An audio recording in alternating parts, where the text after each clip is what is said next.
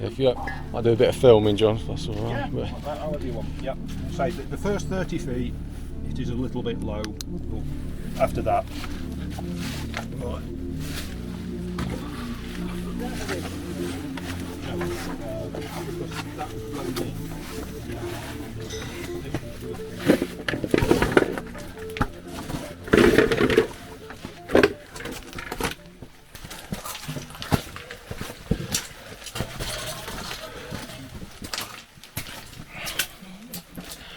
Cool little cart there, on the right.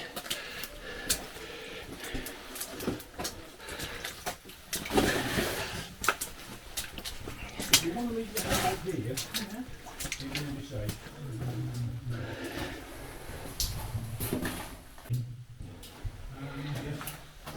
You find your new home on timber work and start breaking it down, and you get all sorts of weird and wonderful toadstools and fungi.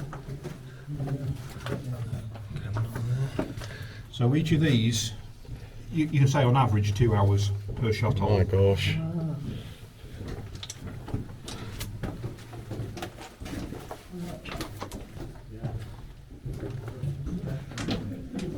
So again, there's no mineral yet, we're just travelling through solid limestone to intersect the known mines. They found a joint here, they probably found a little bit of mineral in it, and they've just followed it in to see if it widened out, because lead veins are very variable.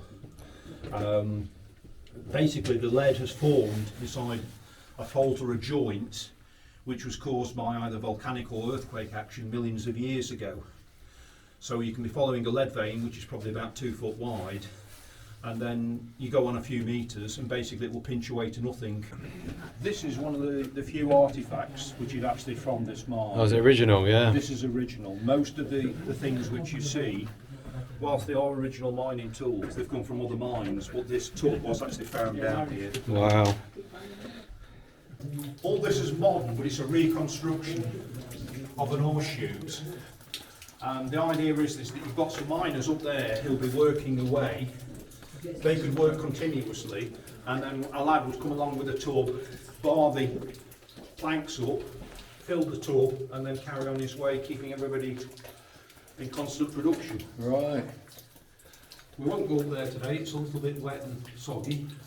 Does that dry out in summer months then? It does, yes. Yeah.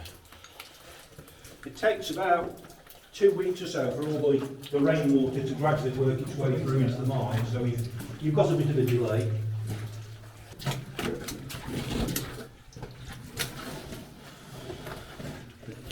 A lot of clay Just have around. a look above your head. Like deads or just something going on, isn't there? This was another shaft. Right. Gosh, that looks a bit precarious. If you look, they've carefully cut what's called egg and eye holes Oh, have they? to locate the stonework. Ah. Another shaft. So rather than tram all the waste rock outside to the tip, they try and leave it in position if they could. So a lot of the passages in here would get backfilled, which is why we're still trying to explore the full extent of the mine. Now, on the floor here is a greyish green-like clay, and this is called toadstone. Comes from the German Todstein, meaning old or hard rock. Originally, this was volcanic ash that came out of a volcano at Grange Mill, probably about 270 million years ago. Initially, this would have been quite hard, but once water gets into it, it breaks down into this horrible gooey clay, and it was actually a nuisance. So the miners at this point have decided to go uphill to keep away from this, to stay in the limestone where they knew that the best lead was. Right. There is some gold in amongst this toadstone clay, and there was a shaft put down in 1949 by a firm from Derby called Wintringham's, and we did actually find some gold at Grange Mill, unfortunately not sufficient quantities to work commercially. Right, that's interesting.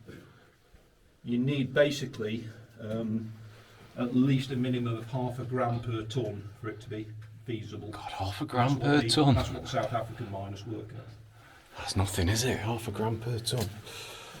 Right, we're going to go up the incline. Just be a little bit careful because it is a little bit slippery underfoot. Sure. And you'll notice that the limestone will change at the top as we're going into the next type of limestone. I see it increasing, yeah, the incline's going up quite significantly, isn't it? Yep.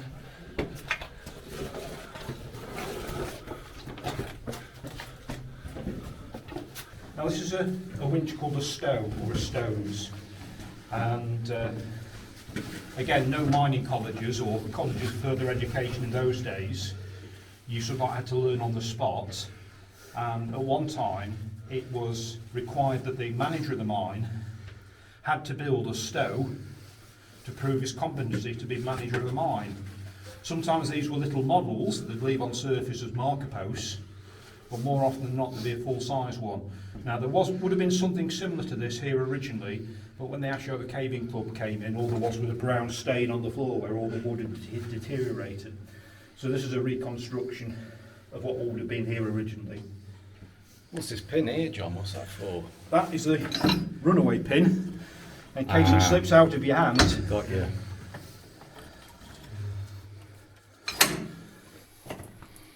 Simple as that. Yeah.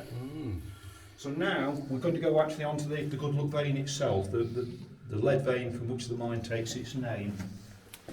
But if you look at this stone around you, the limestone has changed. It's much finer. There aren't the breaks and the joints that you had in the limestone further down when we came in. Because you're now in what's called the Hopton Wood limestone. Now, if you've been to London, the Bank of England is built out of this limestone, and Trafalgar Square is also paved with Hopton Wood limestone. This is the Goodluck vein. Unfortunately, you can't see hardly any bits of lead, just those tiny silver little bits on the edge of the varieties. That's galena, and that's galena just in there, the silvery bits on the edge. They were after the lead, and that's what they've done. They've taken as much of it out as possible.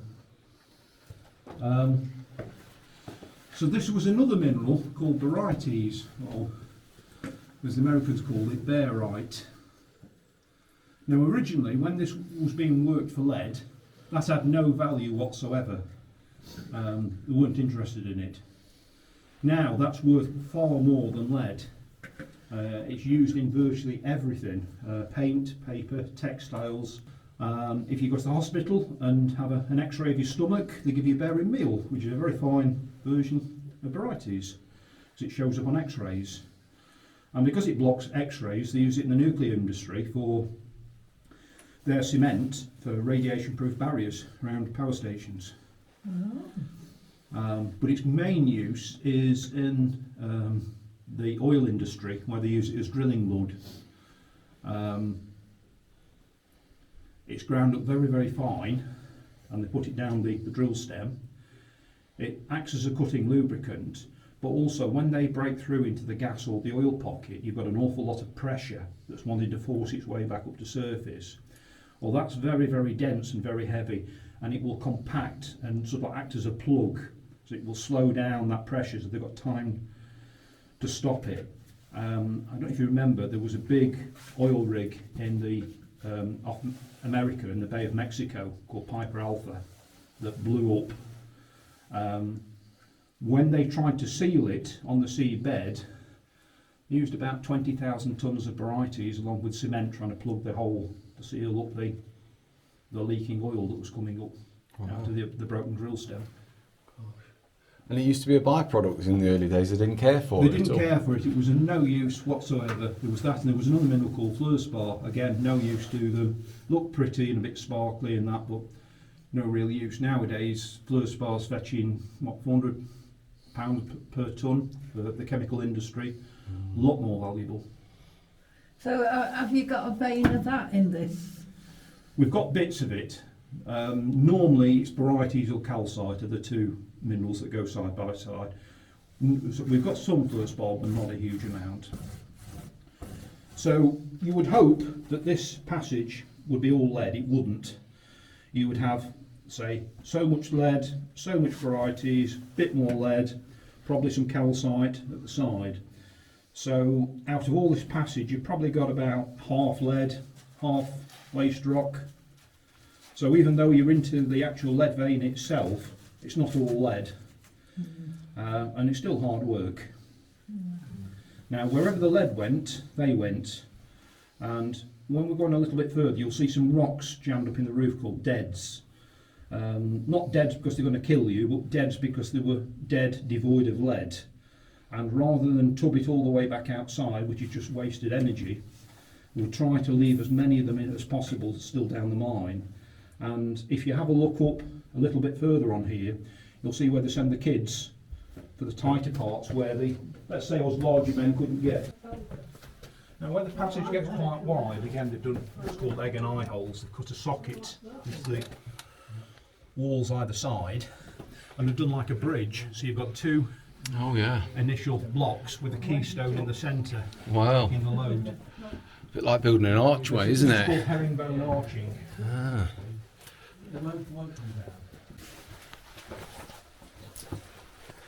Now from where you came into the mine to here, it took them a year. A year.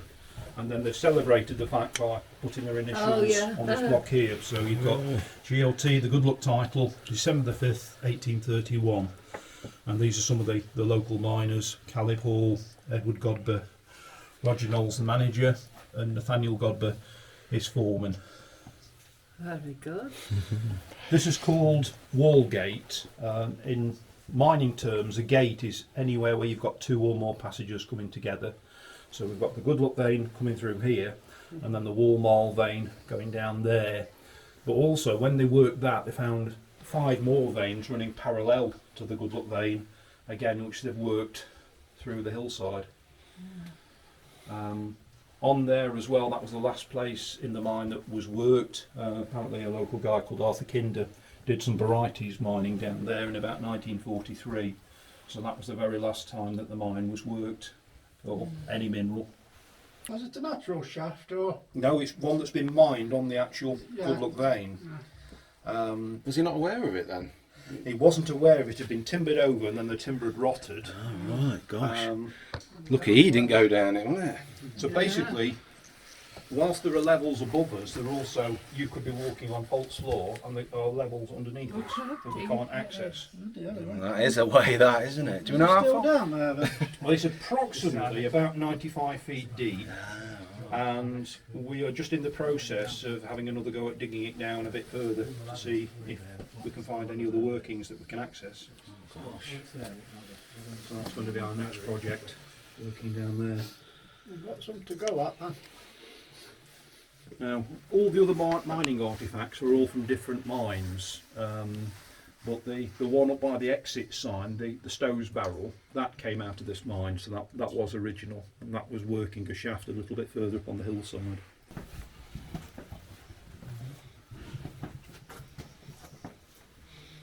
It's not very open mine, is it? I been in Maldridge a few weeks back, and that's very open, isn't it? And Well, that's different. That's a solutional, or basically a cave.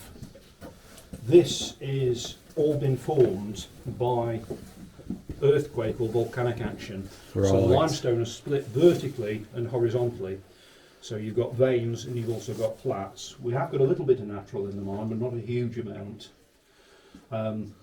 We're actually on a fault at the moment. This is called the Gulf Fault. And basically, the two sides have slid like that, and there's possibly about a 60 feet displacement between that wall, and it's ground up all the mineral into a big jumble, and it's also brought in a lot of clay as well, so the lead was all over the place, so it was a bit sticky and awkward trying to work it all out. Some of the lead has started breaking down, and the sulphur from the lead has found some iron, which is why you've got the red rusty stains coming through some of the clays. Now, this is optional, you don't have to do this, but we can do an extra section if you want to down Gulf Gate. Yeah. yeah, why not, eh? Yeah, Mark is going to shift up here. So Alright, we'll let shall you, we compare? you shoot up. Let's split 2 in. Right. You don't want me yet? Yes, you're in. Yeah. Well, we're going, not we? Yeah.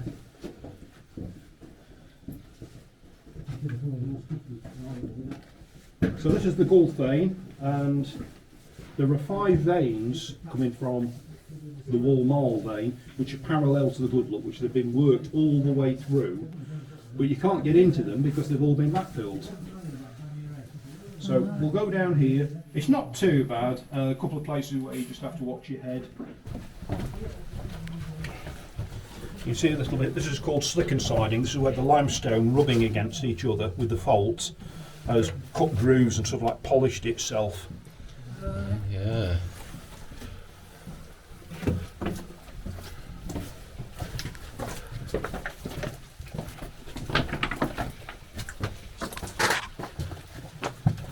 So that's one of the veins going back to Wall Mall. Oh yeah.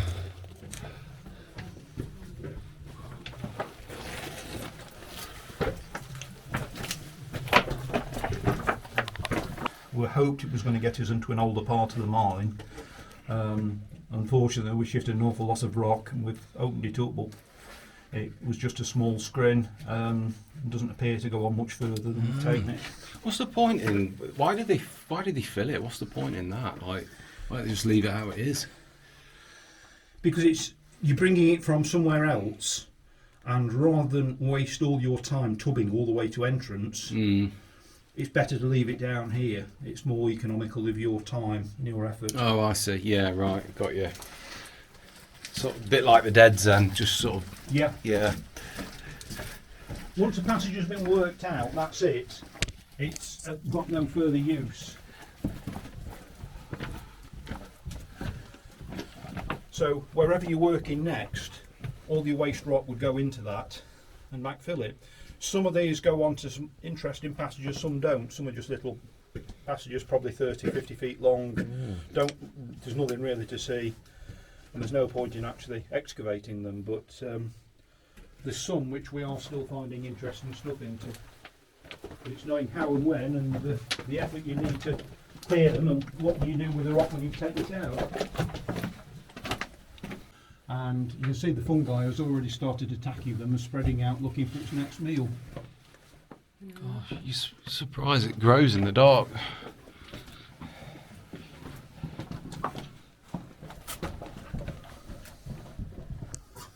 This was known as Godler's screen.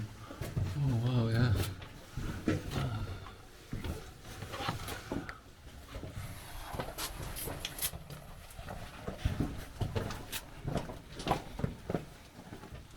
And you see the vein, you think, why were they bothering? Because there's Tiny.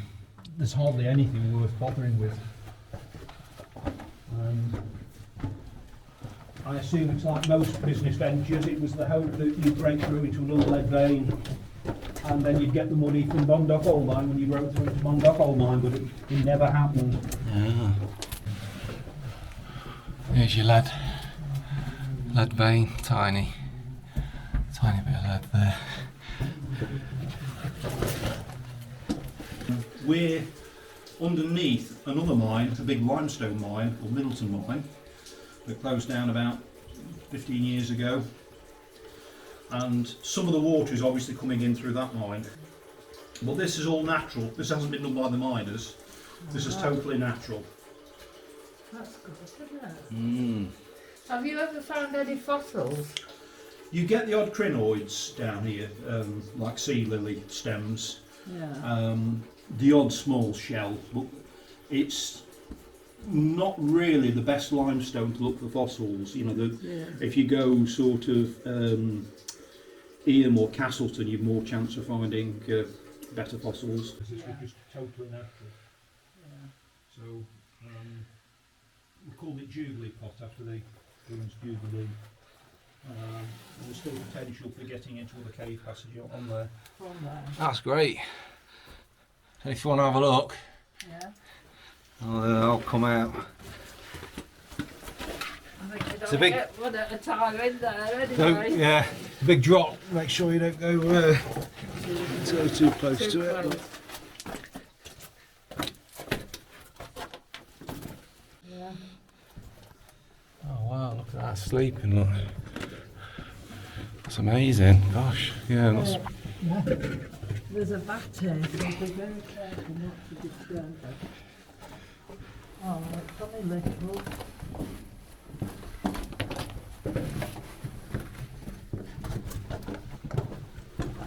And would you like to navigate your way in here without any lights all the way from the entrance? Absolutely not.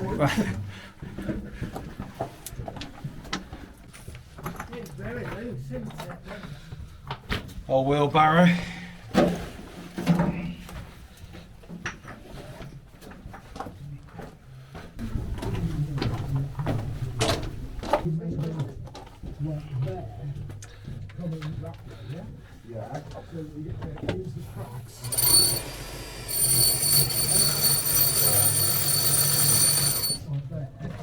Which would take this section, hopefully exploit these cracks. Some drilling.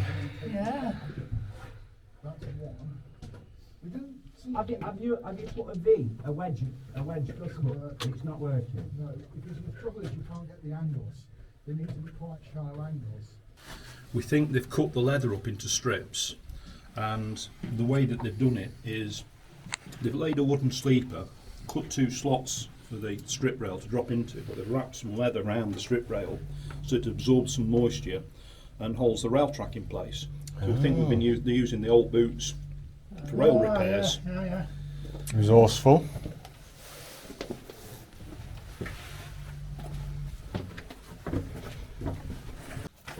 Not many stalactites or even straws or anything, is there in here?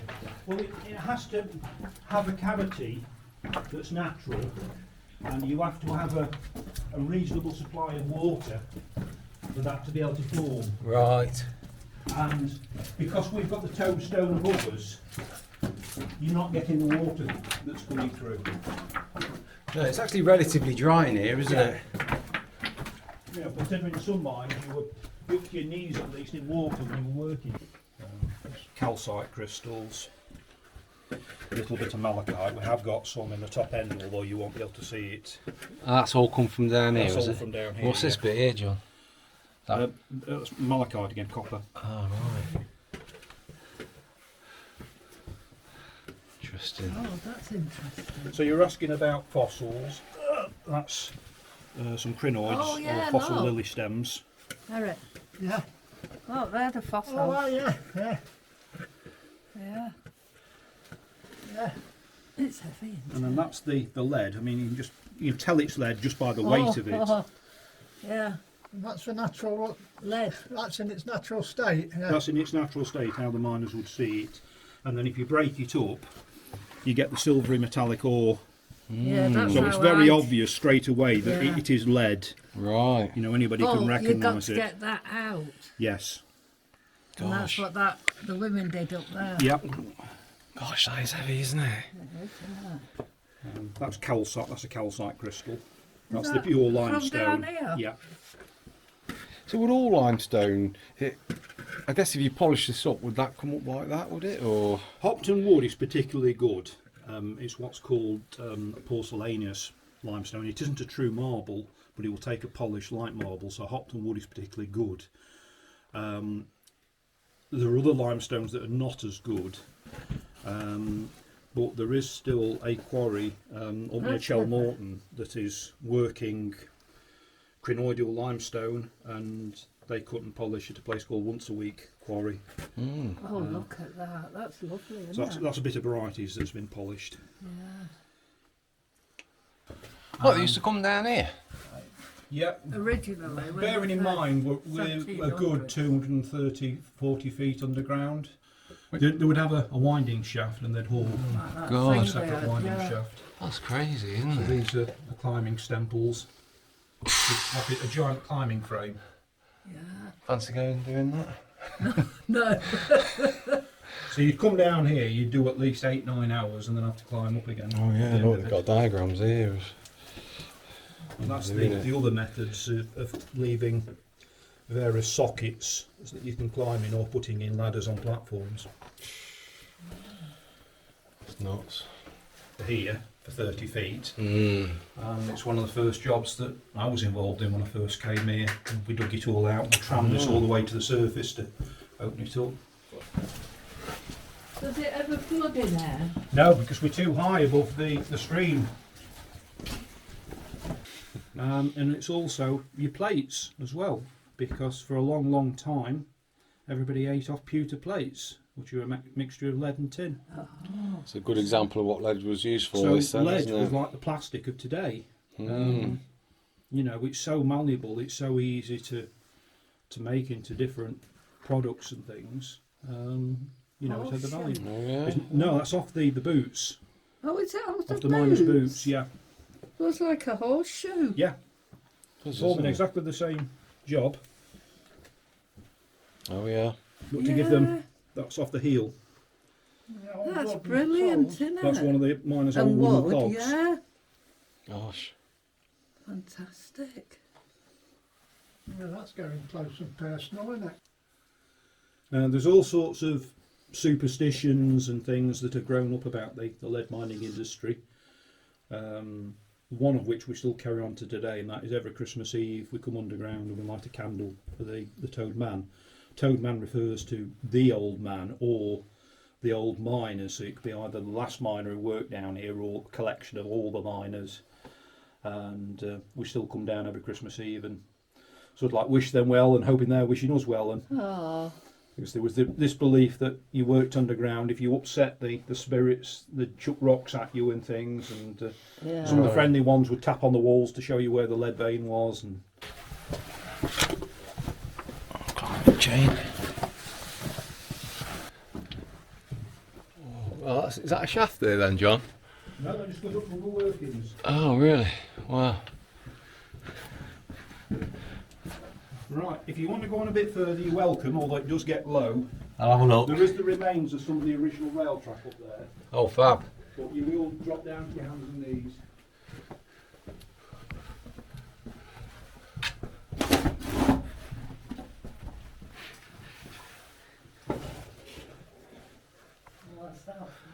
Oh, it looks like lower workings down there by the looks of it. You see? Yeah. Yeah, down there, look. See, they've got a lot to do yet still, haven't Yeah, they? they have.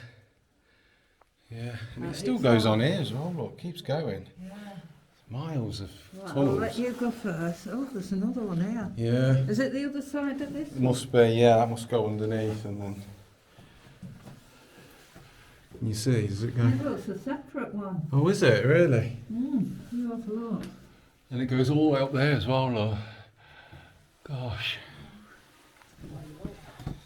Now, you think you're walking on solid floor, but we have reason to believe that we're on a false floor, Oh, and there is gosh. another level down below us. Really? You get that feeling, don't you, somehow? It's almost instinctual.